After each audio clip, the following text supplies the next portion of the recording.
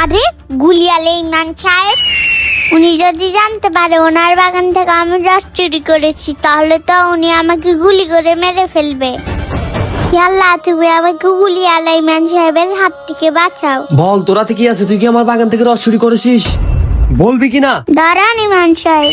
ইমাম সাহেব, এই রস আমি ইচ্ছা করে চুরি করি নাই। বাড়িতে আমার বৃদ্ধ বাবা অসুস্থ, তার রস খেতে মন চাইছে, কিন্তু আমার কাছে টাকা নেই, আমি এই জন্য রসটা চুরি করেছি। যদি তোর কথা সত্যি হয় তাহলে তো ঠিক আছে, আর যদি তোর কথা মিথ্যা হয় তাহলে তো তুই আমার শাস্তি সম্পর্কে জানোস। চল, তোর বৃদ্ধ বাবার কাছে আমাকে নিয়ে চল।